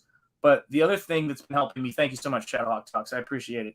One of the things that's really, I do too, Stephen Rockwood, I absolutely do. And we're getting there by hook or by crook. We're getting it done. I'm telling you, people will kick themselves for not backing this 10 years from now. Well, you know what? When I was working on this today and I was thinking about Comicsgate, I was thinking about all the creators I'm around. Last night on the show I do with Gabe, Double Impact, yeah, can't stop, won't stop, indeed. We were looking at Gary Martin's inks that he's doing over a pinup piece for Truth, Justice, American Way. And we've been dropping Gary Martin's Instagram links in the chat. If you don't follow Gary Martin, do yourself a favor and follow him. His stuff is sublime. I mean, it is like classic illustration. So if I remove that, and let me just stop that screen, and I'm going to switch camera angles real quick here. And actually, let me do this. Maybe this is part of my problem. Let's see if this works. But if I do this, and I'm going to go to the 2-cam setup, there we go. This is the latest page of Nosfero, the Crypt Walker. And on this page, what you're seeing is they've got his girl. He's got to go and get her. They say they want the book that he's stolen from them, the Necronomicon Ex Nihil. And he has summoned Phantomas, and he is going to go take them on and get his girl. And so he's got the book to deliver to them, his sword, and this is him emerging from his crypt lair, ready to go take some people out. And these are the pages where, you know, this is the first panel on this page. But then when I'm creating it, and then it's going to be the ritual of them setting up the sacrifice of Laurel right down here is the next bit of this. But when I'm setting up pages like this, I am so excited about this book because it is not something we have seen in a very long time. This right here is you know, this is what I want to do with heroism. I want to bring back this genre of hero. I want to bring back this genre of epic scope and of the supernatural. And as you guys know, the more we put this stuff together, we are winning the game for art. We are winning the game for story. We're winning the game for imagination. And in addition to all this insane and fun stuff that I get to do, I've also got people like Vaughn and Rob the Replicator, who I'm doing a piece for the Bookmark versus Stickers campaign influenced by Rob's characters. So we're legit making the best stuff. And this is the first issue, first appearance of all of these characters right here that you're going to get. And this is my foray into doing the work I've always wanted to do in Comicsgate. I mean, this book is going to be freaking beautiful, haunting, romantic. I laid all of the pages out on my desk. Actually, I'll make that a little bigger there. I laid out all of the pages on my desk. Are you and kidding I was on me? the floor, and I was like, holy cow, there's like 30-something pages. This should win. This is Eisner stuff. But Eisner can't touch this either because it's just a corrupt, like, SJW stroke fest anyway now. Well, let me tell you this, man, and you're right, and I will say this. This is Tops. This is Tops. You know this. I don't know if he's still in the chat, and if he is, he should keep himself private so people don't try to talk to him. He should be able to enjoy himself sometimes. But John Malin, if when we get to 30K, one of the things I also want to do is I want to make a nod to John Malin with the name of this character. Hail 40% said, by the way. Because to me, everything that I'm doing is inspired by, and everything I've built here has been inspired by the method that John Malin laid out. Oh, cool. You know, which is start a YouTube channel. I don't care if you're an introvert, start streaming. And if you go back, the very first time I had guests on my stream, the first guest I had on this channel was John Malin. Nice. And he said to me that day, I'll never forget what he said. He said, I will never come on this show again. And he kept to that because he's an honest man. But John came on to this. Oh yeah, is our 144p? Are we doing terrible, or are we? Is there more backers? I mean, I've heard robot voice. I feel like I've frozen and gone in and out on you, or maybe you have me. I don't know, but yeah, it's definitely Minecrafty. Yeah, it's Minecrafty. I know. Sorry, guys, but yeah, I mean, this is the thing, right? As we do this work, and as we put this stuff together. Imagine how funky that art would be if it could be animated in that style. Oh man, I would love to see that stuff. But this character right here, this is the birth of new pulp. What all stories and all genres need to move forward, at least in my experience, is that they need someone to take what is old and what has happened, and they need to add something new to it. It's not reinventing the wheel. But it's why we got Star Wars when George Lucas was turned down to buy the rights from King Features for Flash Gordon. Well, it's the same thing here. You know, when I'm doing these panels and I'm saying, all right, this is going to be the sweep of this panel. This is what we're looking at here. 8-bit people are saying, sorry guys, but this is going to be the sweep of this panel. And it's going to take you to Egypt. It's going to take you on this journey. It's going to take you on this adventure, man. Everything is in this book, but it all makes sense. It's Evil Dead. It's Solomon Kane. It's everything that you've come to expect. All the cool things that you have come to expect from us. And we're just going to make the best Look at stuff. The pyramids. Hell yeah. Pong level Shanth. I feel like I'm always Pong level Shanth. I know. It's craziness, man. But yeah, thank you guys for hitting like and making sure you're subscribed to this channel and being with us tonight. I know it's been a bit rocky. We've got a big storm happening off the set, like just right off the coast, and it's causing trouble because I'm low towards the ocean, so we do get some floodwaters here. So every now and again things go rough, but yeah, hell yeah, you're darn right, guys. Don't let any floodwaters get your art, my man. Yeah, they're all above ground, barring a hurricane. And cool. yeah, Dan Lawless is amazing, and all of my brothers in Comicscape. But yeah, when I saw Gary Martin's inks, when I see this art coming in from Dan and all of the guys, and Gabe too, the stuff Gabe shows me off show, and that Fawn shows me behind the scenes, guys. We are doing the great stuff, but wind in your sails as an artist to look to your left, look to your right, and see skill on either side of you, and know we're going forward and we're getting it done. I'm bagging comic books and listening to CG. It's a good night. Amen. That has got to that's absolutely got to be one of my favorite comments, and I think that's a good point to wrap this up, man. And it's Vaughn. Thank you for being here and being a kindred spirit. And always bringing your A game, because I love this stuff too, and I love comics so dang much. I can't say it any fairer than that, man. Of course, thanks for having me.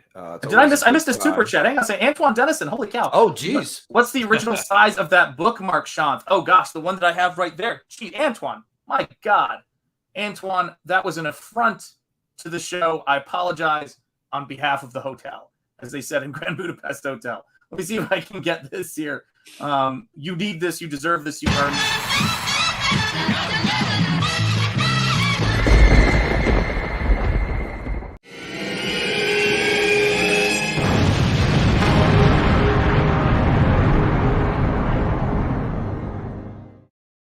Two for my tardiness there. My apologies.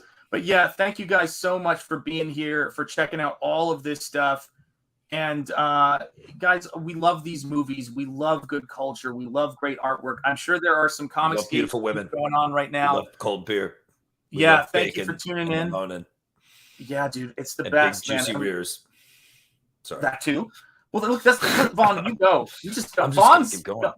Vaughn's feeling it, man. Vaughn's feeling it. But we love that you guys show up for this stuff, and we love being here to entertain you guys. And thank you for backing the books, guys. I just want to say again. We are at over 70K for Terror in the Trenches. We're at $28K and $90. We just had another big, breakthrough. Oh, Shanth, Antoine Dennison asked a question too. Shoot, I didn't answer the question. What the hell's wrong with me? Let me see if I find. Okay. Oh, what is the original size of the bookmark? I thought you did. Antoine. Hashtag justice for Antoine in the chat. Hang on a second. So the bookmark is going to be a double bookmark. So let me show it to you real quick here so you can see it here. Toucan. There we go. So it's going to be a double bookmark. So the size of the artwork is going to be. Wow. Let me see here. Hang on a second. Look who's been replicating. That's right, baby. That's how we roll. It is 7.5 by. Let's see here. 15. I think it is. Yeah, 7.5 by 15. That's the scale of the artwork. So it's a little bit taller and a little bit narrower than the average Nosfero page, which is about 10 by 15. And so, yeah, this is, let me make sure I make this bigger so you guys can sort of see what we're doing here. What are you talking about? A bookmark? Yeah, this is artwork for a bookmark. But I want us to be able to use it. That's a bookmark? That's beautiful. Yeah. It's huge. It's two sides, right? You flip it. Yeah, it'd be able to be flipped so that you'd see this and then, this side, and then you flip it over to get that side. And I just want to do something fun for Snuggie and for all the great guys who are doing great stuff. What if you made those cheerleaders more transparent, like monochromatic and ghost-like? Well, I've got to make this stuff do it. Hit the like, slacker, says Jim Cox. Preach. We love Cleopatra Schwartz, indeed. Shanth Antoine Destin asked a question. Yes, thank you for reminding me of that, by the way, John. I'm all over the place. And hi, Jim Cox. Bookmarks versus stickers. There it is, guys. Make it happen. So many of us are excited to help those guys out with that campaign. It's been great, and Rob commissioned me to do this piece, and I want to do something that's everything we love about, cool stuff. The casings are coming out of like the little skull area on that on that minigun. And just really having fun with the armor and having fun with the tech here as I put all this stuff together. So yeah, we're gonna have a great time, guys. Sign up for Replicator 4. Thank you, guys. Honestly, I'm always overwhelmed by it, but thank you guys for pushing Nosfero over 28K, guys. It means the world. Exactly, Jim Cox. I love this stuff. But yeah, guys, check all those great campaigns out. Hail John, hail Jim Cox. Much love to you guys. We will see you guys soon. That should be, well, if Rob wants to use it for something more than a bookmark, that's my plan. When it comes to the head sketches that some of you guys are getting, like Lloyd Burton, let's see if I can find that one that's back here. We're getting head sketches. Yes, you're getting head sketches. I think I might have purchased a head sketch from you. Exactly. Well, I think you might have. So you give me good head. I will. Sketching. I won't let you down, man. Let me tell you. Here we go. But this is one of the in progress head sketches right here. This is this is the one for Lloyd Burton. So when I do something, it's got to be a painting that I'm gonna have, for all time. Like that's it. Like I don't ever do these things like they're not going to be they're not going to be in an art book in the future, because to me, that's not why you do it. So let's make it happen. Let's make stuff great. Let's make great artwork, and let's show everybody how it's done. Comics. My art, Shanth, is a fist punching into the world of the mainstream and indie and my work is supposed to hit the world hard. So we are the culture. It's time. It's time. Yeah. They're weak. They're up against the ropes. Let's make good art. Let's destroy what they're trying to do to culture is not cool. They've done expression is not cool. The only way to win is make the art that makes everyone look our way, makes them talk about us, makes them see them as because once they are seen as not the fad, actually they might still do it because of ESGs and all that other stuff, but still, once they're seen as not the the cool thing, like they've been coasting on that, we're Marvel, we're the top movies, and it's just like once they aren't, that's going to be a real breaking point for CG, I think Eric July kind of is helping that happen with the popularity of ISOM. Who's Eric July?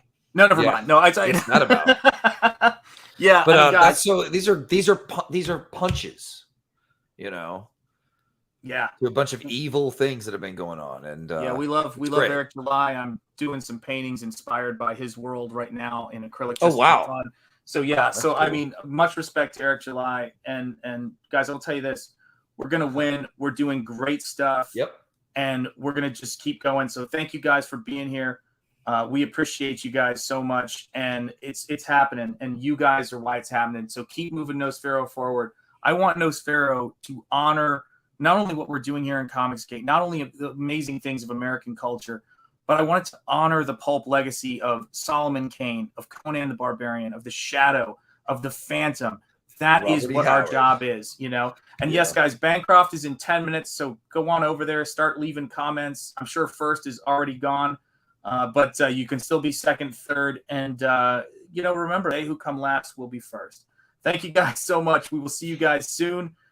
Hail to the chat, and we'll see you guys in a week. Take care. Later.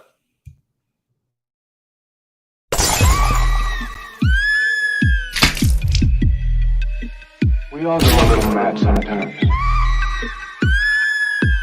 Haven't you? People always go on madness someplace. They hate to even